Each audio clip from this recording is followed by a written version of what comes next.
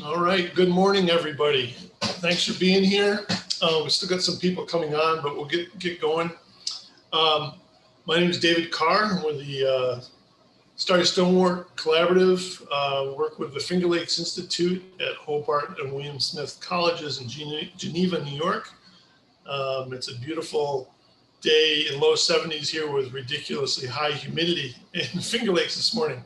I'm not sure why that is, but anyway, real quick, please keep yourself muted. Many of us are still working at home, and there's, dogs and fire trucks, and I myself have some painters on noisy ladders outside right now. So keep yourself muted if you can. And then if you have questions for Don today, use the chat box if you would. We're approaching 30 people here participating. It's just going to be a little bit too chaotic to have a discussion probably. So if you have questions, put them in the chat and we'll get to them at the end. Welcome also, those of you from New York State. This is the New York State's Invasive Species Awareness Week. We have a bunch of things going on out of our office at the Finger Lakes Institute. I put a link in the chat box to the schedule of events we have and webinars and so on. And, we're halfway through the week and we still got a lot more to go. So anybody, of course, is welcome. You don't have to be from New York State, but we're kind of celebrating our fight against invasive species in New York this week. So please check those out at that link. And keeping with that, I asked Don Fisher today to be our presenter because he's represents the Little York Lake Preservation Society, which is in upstate New York. Don will tell you more about where they are, but they're about 25 miles due south of Syracuse, New York, if you know where that is, for those of you out of state.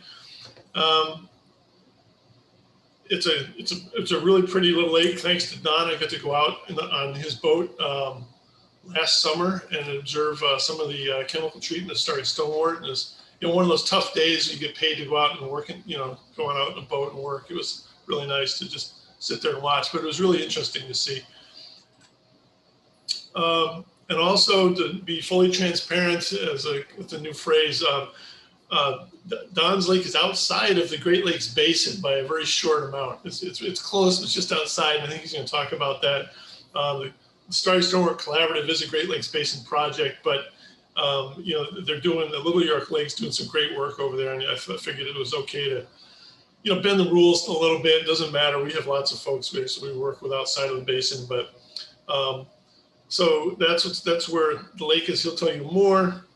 And we're looking forward to this because we've had a lot of really great presenters last year in the webinar series and this year that are academics and researchers, and really looking forward to having hear the experiences and viewpoints of the Lake Association about their battles, I guess you will, against aquatic invasive species, including chemical treatment. And of course, that includes Starry Stonewort. So with that, I will stop my talking and let Don share his screen and take over. Great. Good morning, everyone. And David, thanks very much for that introduction. And hopefully by now you are seeing my screen. And David, just want to confirm that everybody that you're seeing Looks it. Good okay, to me. great. Okay, perfect. Okay, so as David mentioned this morning, I'm speaking from the perspective of the Little York Lake Preservation Society and talking about our program To Beat the Weeds. Here we go. And so I'll give you a little background about us and the lake, talk about our invasions, how we've responded, and then how we've gone on the offense and some of our plans for the future and some of the learnings that we've had. Happy to take questions. I'm going to cruise through this fairly quickly. And of course, the presentation will be made available from David later. And we'll have my contact information with it. So if you have any ongoing questions or would like more information or even a little boat ride on the lake, you have to bring the beer though. We'd love to have you down here. Little York Lake, as David mentioned, is not really in the Great Lakes, though we're part of a small group of kettle lakes on the border of Cortland and Onondaga County in central New York. And actually, one of our lakes, Crooked Lake, is part of the Great Lakes watershed during half of the year. The watershed goes back and forth. But just to give you a perspective on where we are, we're at the northern end of the Upper Susquehanna water basin, or the Chesapeake water basin. It's a small lake, 101 acre mesotrophic kettle lake. And as you can see, we're pretty shallow. It's kind of an interesting lake in the sense that we're adjacent to the Tiofneoga River, which is the headwaters of the Chesapeake.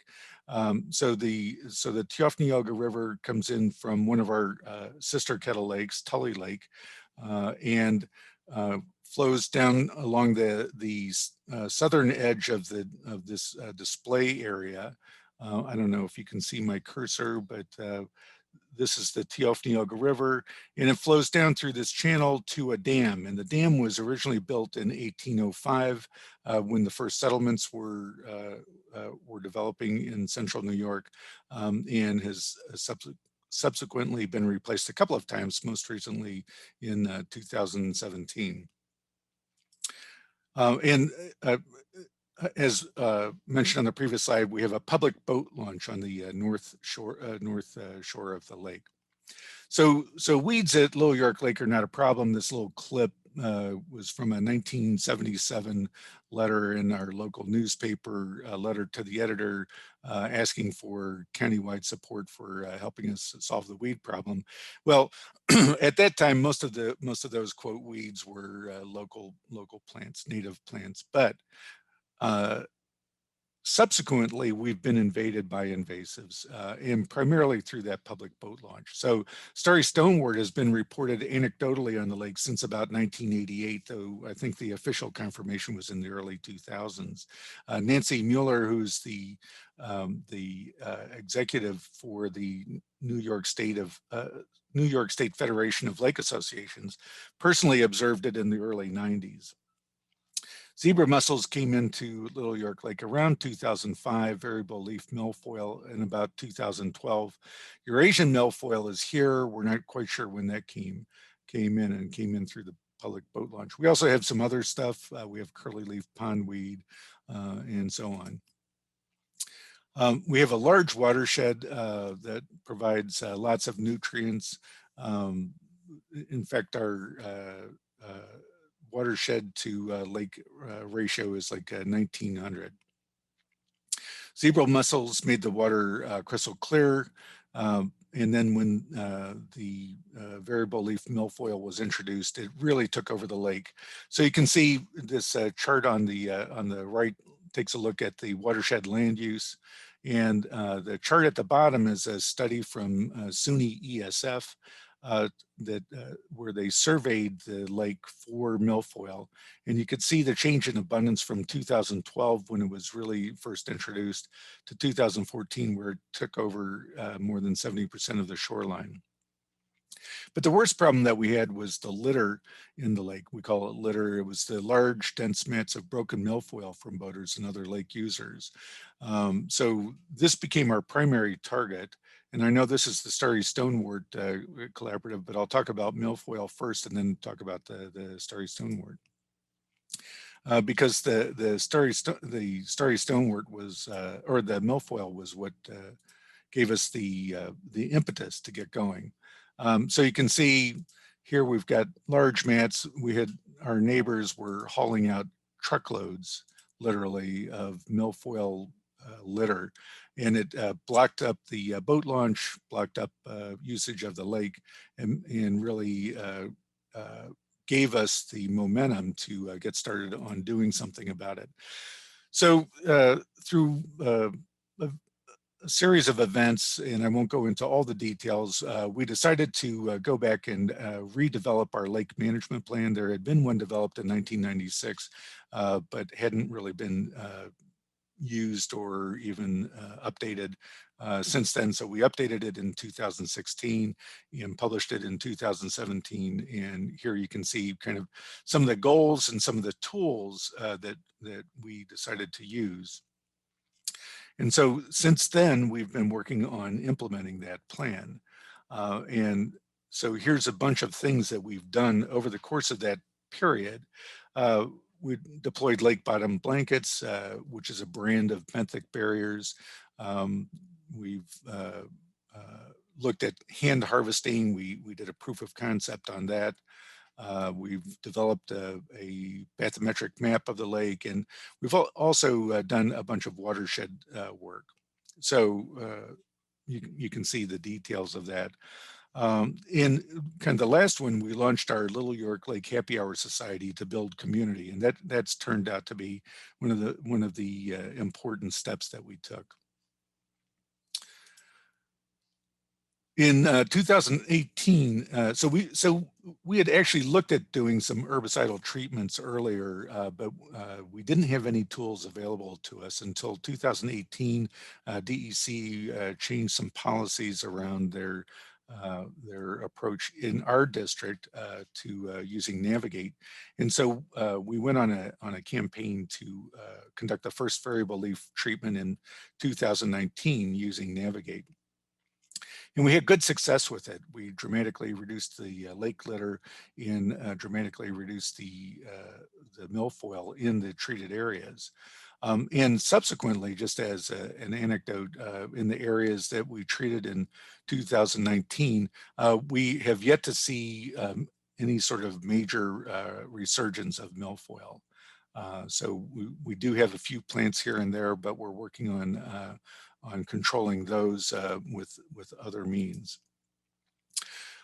In 2020, we expanded the program. This included installing a boat decontamination station and expanding our target to include Starry Stonewort. So we've been quite active doing a variety of things: the boat steward program, the boat decontamination station, as well as lake drawdown through our dam. But clearly, the primary weapon that we've been using are herbicide and algaecide treatments. So Starry Stonewort is pervasive in the shallow areas of the lake. As I mentioned earlier, we've had anecdotal stories of it in the lake since 1988. And more recently, we've noticed thick mats impeding navigation late in the summer. And the map on the right shows the results of a 2020 survey done by our Soil and Water Conservation District, and the red dots show the presence of Starry Stonewort. The blue dots were not sampled because the water was too deep. And so you can see that the Starry Stonewort is quite pervasive through the lake. And so this survey was done actually in August. It was done after our treatment. So even with our treatment in 2020, we still had quite a lot of Starry Stonewort. So we did our pilot treatment in 2020, and we have a second treatment scheduled for this summer in slightly different areas.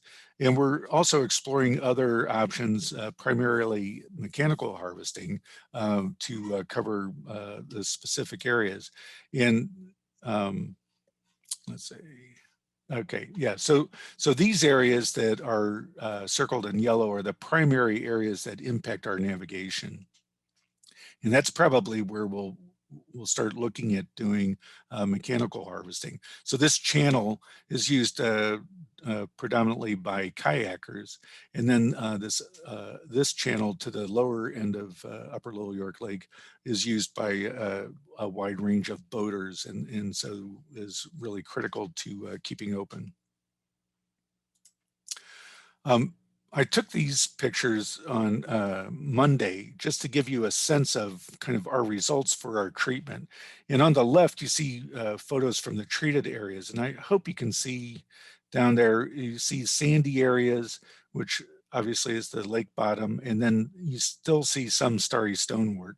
And we're assuming, we're asserting, I should say, that most of this is starry stonewort as opposed to native Cara. We do have a mix of both, but we've by looking at the roots and, or, you know, at the base of it and identifying it, we have determined that the bulk of it is starry stonewort.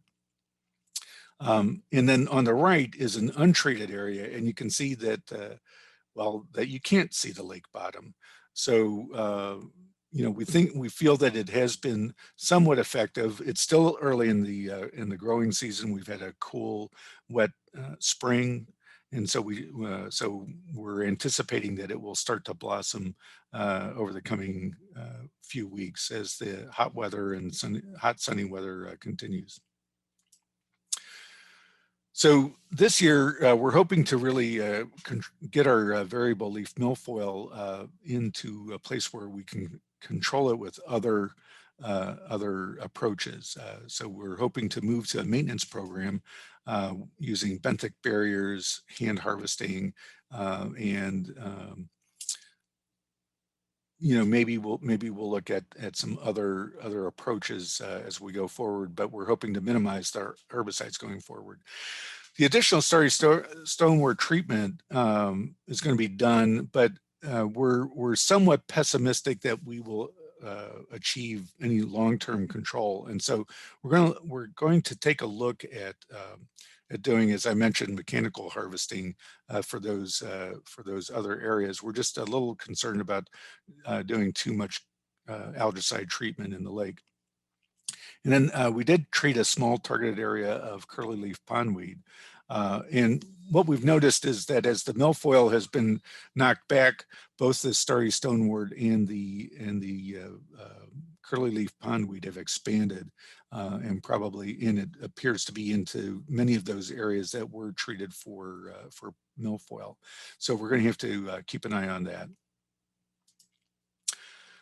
Now, David asked me to talk a little bit about how we funded the program and the costs for the program. So as I mentioned, we're a small lake. We've got about 110 properties around the lake. And we started off with donations from our lake residents, as well as ongoing funds from our soil and water. Soil and water had been paying for mechanical harvesting for probably 15 or 20 years.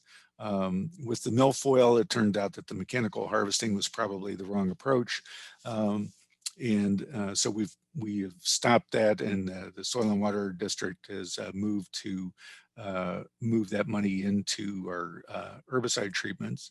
But the Soil and Water Conservation District has been a great partner working with us on both our lake management plan and our watershed implementations. And we started off with targeted donations.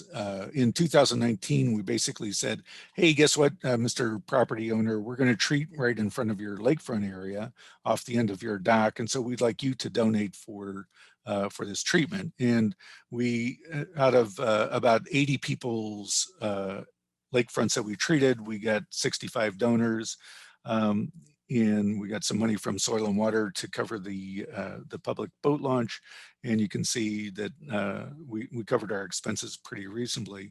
In 2020, we moved to kind of a modified approach where we asked everybody to donate because we noticed the improvement on the lake from reduced lake litter, as I mentioned. And you can see we had 76 donors.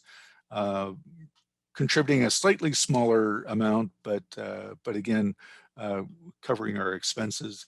This year, we went to a model that we asked everyone for the same amount of money. And you can see that we increased our donor base dramatically. And we've been working on increasing our donor base with happy hours and with meetings and with extensive communications, and obviously with the improvement of lake usability.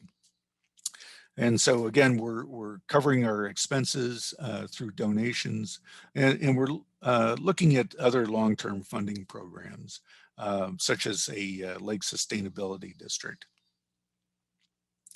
And one thing I'll mention is that the Starry Stonewort is costing about $705 an acre plus project overheads to treat. So just to give you a sense of that. So the treatment expenses are primarily for variable milfoil. In 2019, that's all it was. 2020 was probably 2/3, 1/3, and 2021 is a third, a third, a third, a third. Let's see, and then some learnings.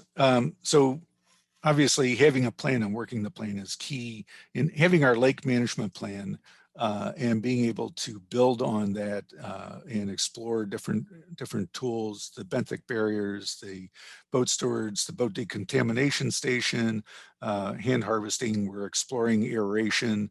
There's a whole bunch of tools in there. We've exercised several of them and are going to continue to exercise them. Has been an important part of that. The other part for us was building a community that gave us the capability to raise money, but more importantly, by demonstrating that we have a majority of the property owners involved and engaged, it's giving us a political voice. The permit cycle for DEC is problematic, and this is just the nature of the beast. It's not a complaint to DEC. It's just, and we've got a great relationship with DEC, but essentially during the wintertime, you have to determine your treatment plan and then submit a permit application in late January, early February. So you have to know where you want to treat then, but of course, if you've had a prior treatment and you're not sure what the efficacy of that treatment or the residual effect of that treatment is, then you're not quite sure what to do with that. Then by April, you're finalizing the permit so that you can treat in May and June.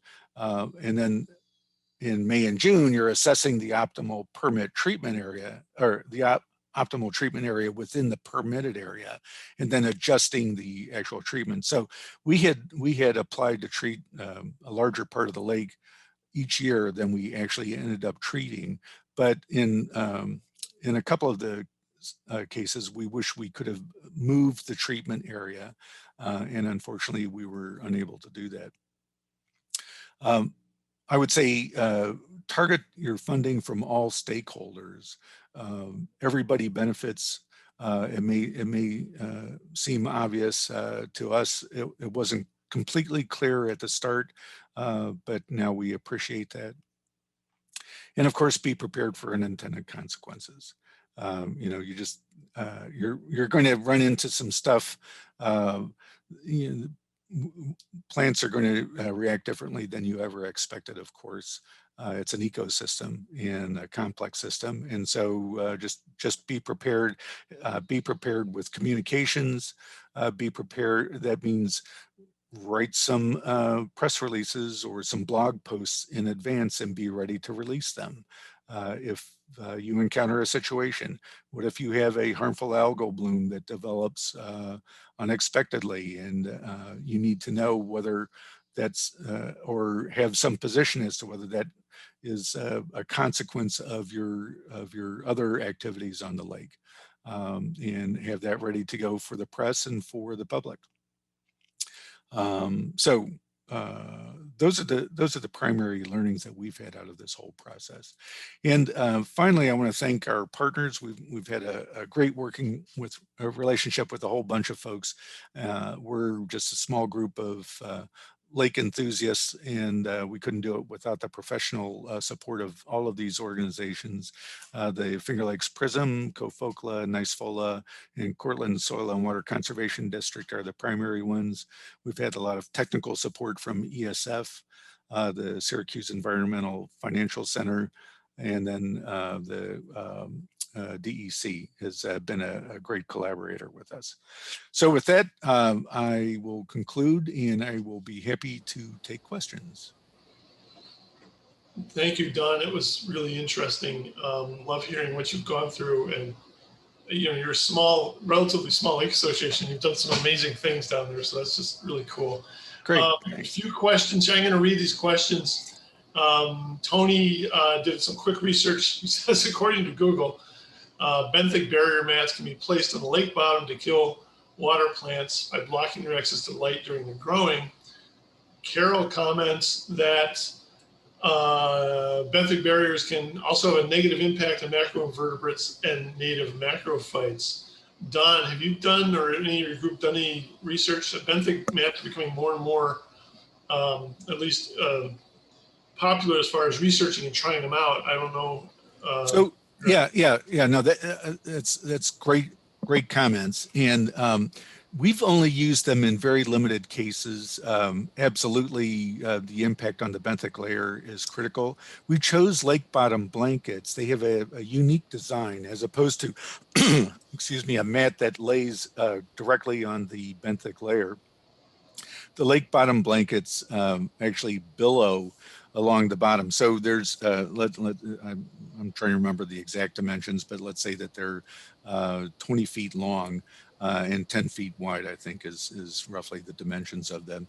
And you have, so you have this long strip of benthic material, and there's a rebar that is inserted every few feet along that. And then the rebar lays on the benthic layer, and then the piece of mat in between the rebar floats, so that benthic entities can float underneath that layer. Now, of course, it is blocking the sunlight from that area, so I'm not going to suggest that it doesn't have an impact on that layer. But I think that it's worthwhile exploring whether those are better than pure benthic mats. Now, again, but having said that, we've only deployed a few of them here and there, and really targeting them at milfoil specifically. Thanks, Don. Let me just follow up. I'm looking at the chat. The New York State does have a permitting process around benthic barriers. We were doing it prior. We were using them prior to that. The regulations are relatively new. I want to say that they're 3 years old, 4 years old at the most. And so I think it's important. We stopped deploying them for a while we're doing the treatments, and we're looking at redeploying them for our new infestations. Perfect. So interesting, but we need more research in that whole world for sure. How many acres did you treat each year? So I can get you the exact numbers, but relatively small, less than 15. Okay. Carol says, do you worry about Starry Stonewort taking over areas where you've chemically treated for variable leaf milfoil?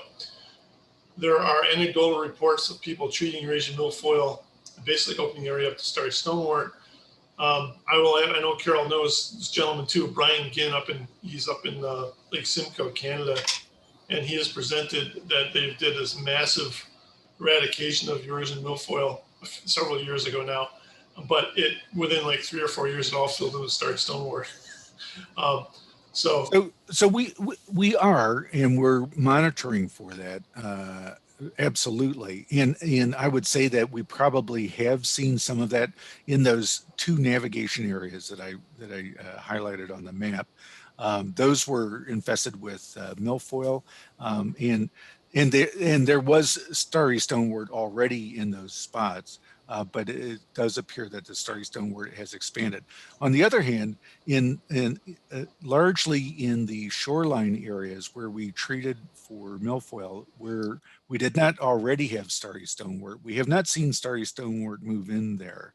And I can say I'm one of those areas. My shorefront is one of those areas, and we did not have Starry Stonewort before, and we 2 years later still do not have that. So, but we are keeping an eye on it. We do worry about that. Yeah, Starry Stonewort that has been documented. It really likes a disturbed ground, if you will, disturbed sediment, as many invasives do. Sure. But it seems to really like to move in when you take care of one problem, you get a new problem. So, yep. Any other questions? We got lots of time here. Um, any other questions? These have been good so far. Okay, this we are being recorded here. We'll process this and put it up on our YouTube site, and Mike Caston from our office will put out a little announcement by social media and otherwise that it's up. When it's up, it'll be up and you can review it. Please. Oh, another question. How does the cost of mechanical harvesting compare to chemical treatment? Great question. Yeah. So I would say, I mean, and again, we haven't done a direct comparison yet because for Starry Stonewort, because we were primarily focused on harvesting other kinds of stuff. But I kind of anecdotally, I would say that they're comparable for small areas. And it really depends on the mechanical harvesting process that you're using. I would say, the algaecides are more efficient. You get in and get out very quickly. The mechanical harvesting, depending on the size of the area that you're trying to harvest and the path that the harvester has to take to get there.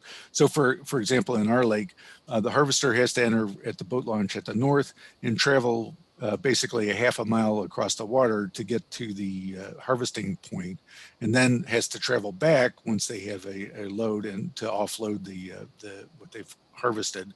And so that takes a fair amount of time, as you can imagine.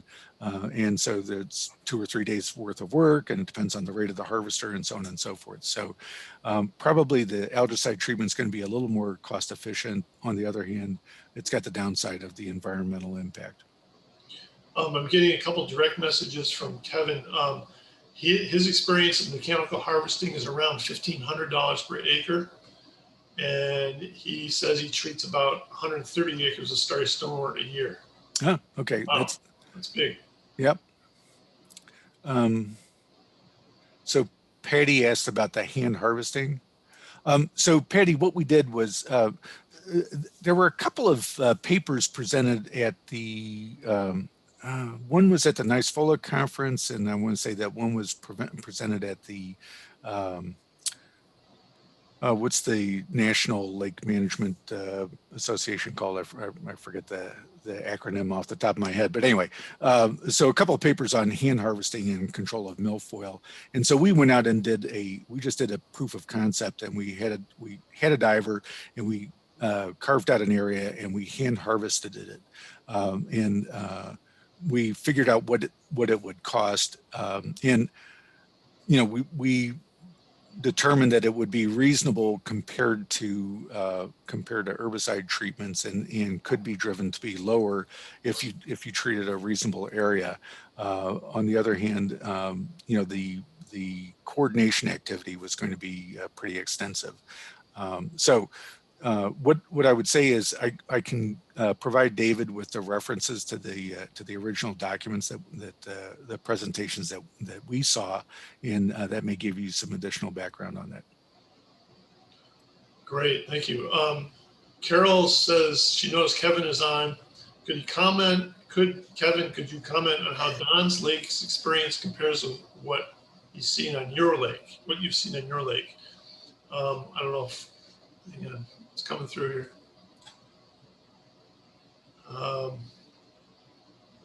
That tells me that Kevin is up in Canada, because I know Carol well now. She's up in Canada too.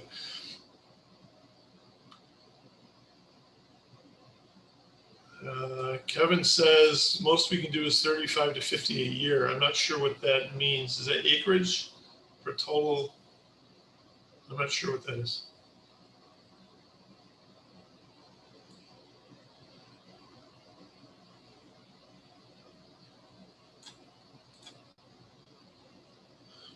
Okay, I'm not sure about that.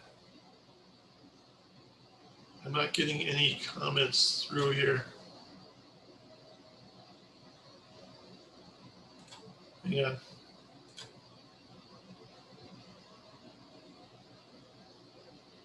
Okay, Kevin is on a lake in central Minnesota. Okay, I was wrong. 30 to 50 acres of mechanical harvesting with a harvester. Okay.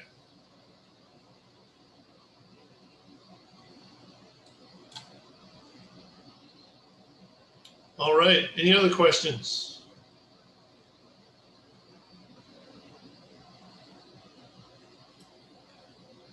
Okay. Well, thank you again, Don.